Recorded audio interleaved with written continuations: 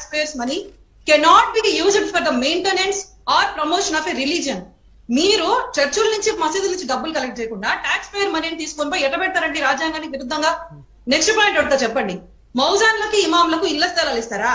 ఏమి వాళ్ళు కేవలం ఒక మతానికి చెందిన వారని చెప్పి మీరు ఇళ్ల స్థలాలు ఇస్తారా? ఇది ఎక్కడ రాజ్యాంగంలో ఉందండి?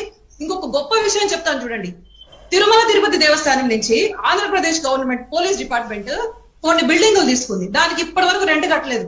7.63 కోట్లు.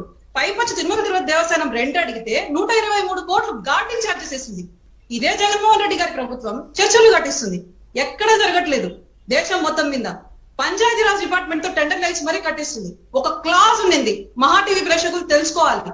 ఎక్కడైనా చర్చ్ కట్టాలంటే 10% లోకల్ ఫండింగ్ జరగాల, 10% వాళ్ళు రైజ్ చేయాలా. ఆ క్లాస్ కూడా తీసేసింది. మొత్తం మేమే కడతాం. ఏమండి, మీకు హిందూ మతాన్ని అయితే ఒక విధంగా, మిగతా మతాలను అయితే ఇంకో విధంగా చూస్తారా మీరు? నాకు ఒక పాయింట్ ఆన్సర్ చేయండి. రాజ్యాంగం చెప్పిందా హజ్ యాత్రలకు స్పాన్సర్ చేయమని? కోర్టు చెప్పిందా?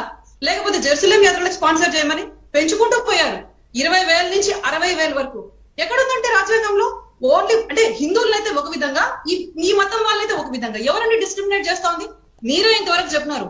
భారతీయ జనతా పార్టీ ఎప్పుడు కూడా ఏ మతాన్ని కూడా డిస్క్రిమినేట్ చేయలేదు. మేము హిందూస్ ఒక విధంగా, ముస్లింస్ ఒక విధంగా, క్రిస్టియన్స్ ఒక విధంగా చూడమని చెప్పలేదు. మీరే చేస్తున్నారు. మీ ప్రభుత్వం వచ్చినాక టీటీడీలో అంతకుముందు ప్రభుత్వానికి ఇచ్చేది 3 కోట్లు ఉంటే 53 కోట్లు చేస్తున్నారు. ఏం చేస్తున్నారండి మీరు డబ్బులని? ఇంకా శ్రీశైలంకి 23 కోట్లు ఫైన్ వేసిన ఘనత మీది.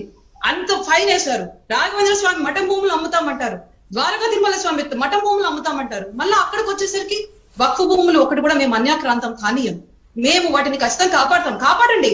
హిందూ టెంపుల్స్ ఏమో ఎకరాలు వేలం వేస్తూ అక్కడ కాపాడతారు. ఎవరిదండి? ఎవరికి కనిపించట్లేదు?